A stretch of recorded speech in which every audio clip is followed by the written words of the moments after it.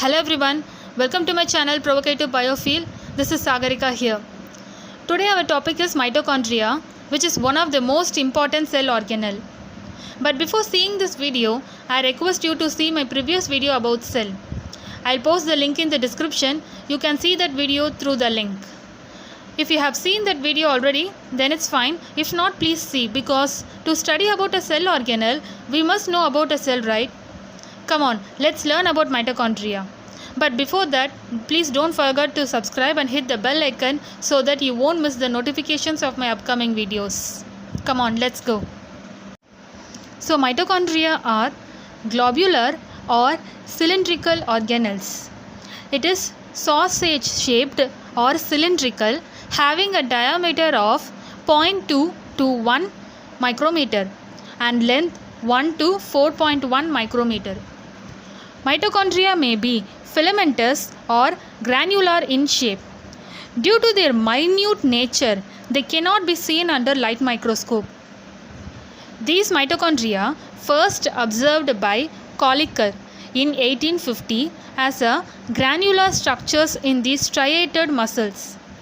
The name mitochondria was given by Benda in 1898.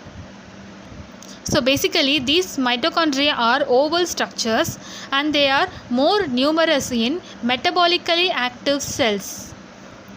The number of mitochondria in a cell depends on the type and functional state of the cell. Certain cells contain large number of mitochondria.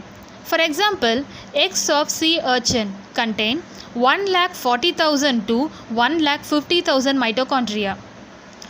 Second example, oocytes of amphibian contains 3 lakh mitochondria.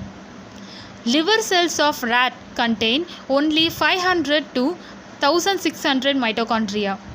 Some algal cells may contain only 1 mitochondrion.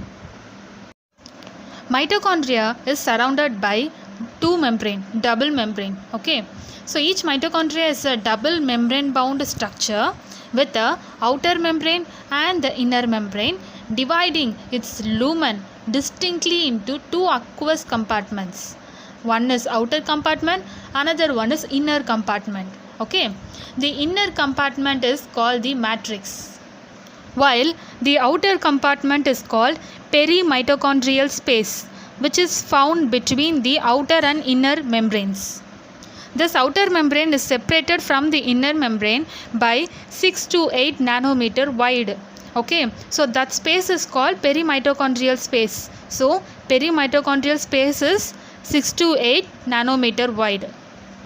Inner compartment is called matrix. That is, the inner compartment is filled with dense gel-like substance called mitochondrial matrix.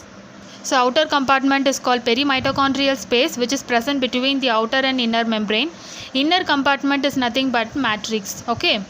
Outer membrane, it forms a continuous limiting boundary of the organelle, whereas inner membrane, it forms a number of infoldings called cristae, okay, towards the matrix. So cristae are nothing but the infoldings towards the matrix. So cristae are nothing but the inner membrane thrown into folds. These cristae divide the inner chamber incompletely. The inner chamber is filled with homogeneous dense material called matrix, as I said before. So this cristae, it have a pin-headed bodies called F1 particles. Okay, the cristae contains a pin-headed bodies called F1 particles, which is also known as oxysomes. Okay, what is the function of this F1 particles and oxysomes means?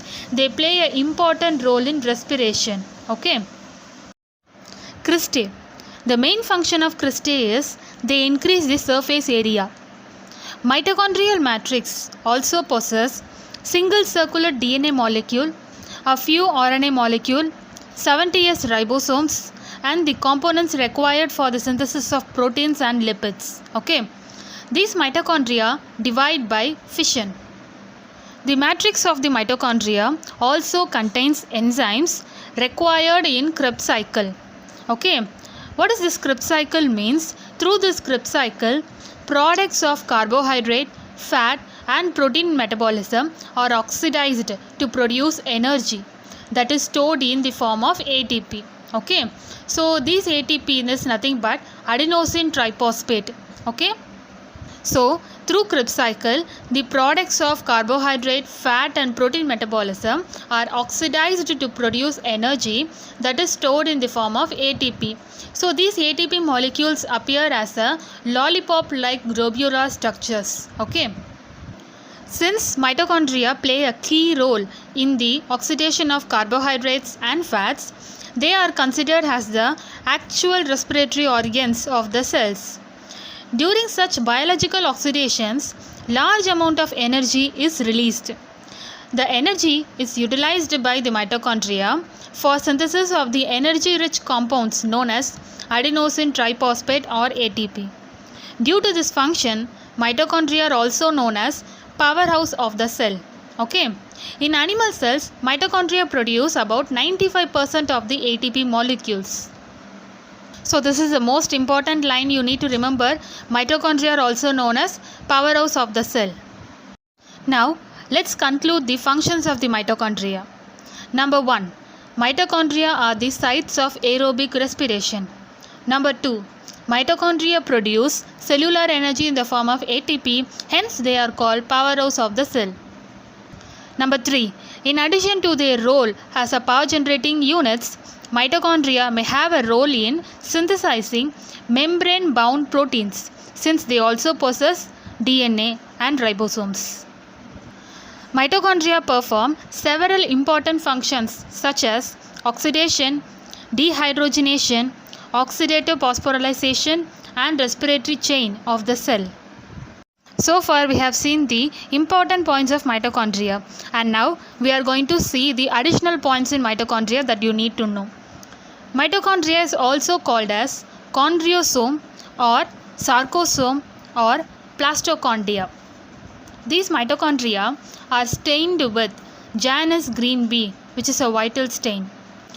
Mitochondria are absent in prokaryotes, and these mitochondria are secondarily lost in the red blood corpuscles of mammals. I have already mentioned that cristae contains pin-headed bodies called F1 particles which play an important role in respiration.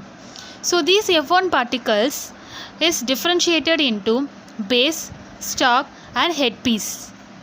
This headpiece contains the enzyme called ATP synthetase, which brings about oxidative phosphorylation coupled with release of ATP.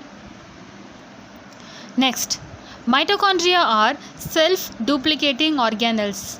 Okay, I already mentioned that mitochondria divide by fission, right? So these mitochondria are self-duplicating organelles.